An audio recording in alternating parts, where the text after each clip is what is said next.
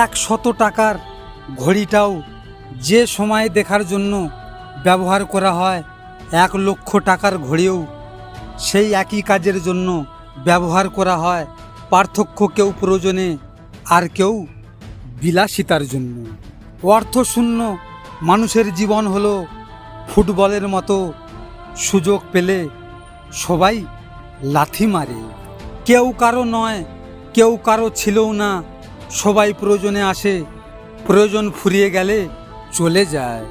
মানুষের জীবনে যদি খারাপ সময় না আসতো তাহলে আপনজনের মাঝে লুকিয়ে থাকা পর আর পরের মাঝে লুকিয়ে থাকা আপন মানুষগুলোকে কখনোই চেনা যেত না।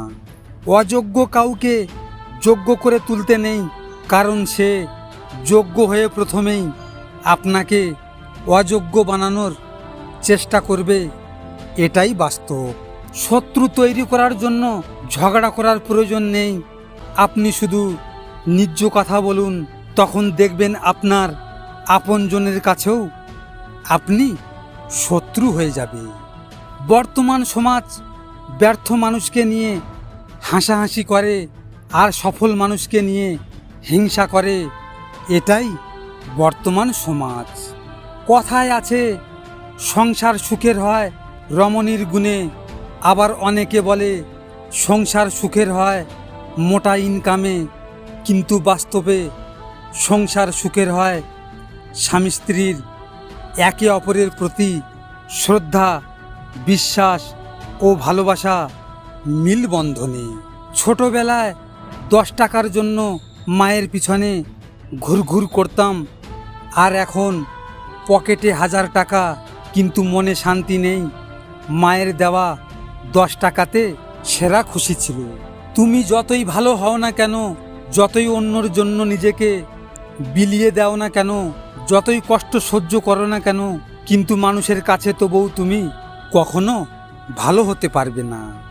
মায়া ত্যাগ করতে শেখো, দেখবে কষ্ট কমে যাবে, কারণ মায়া জিনিসটা নেশার চাইতেও খারাপ।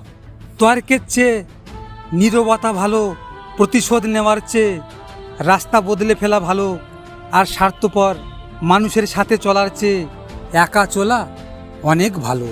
যেখানে সম্মান নেই সেখানে থাকতে নেই, যতই প্রীতের লোক হোক।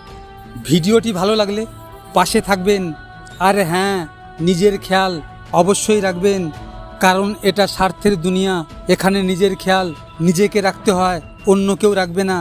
দেখা হচ্ছে পরের ভিডিওতে। ভালো থাকবেন, সুস্থ থাকবেন।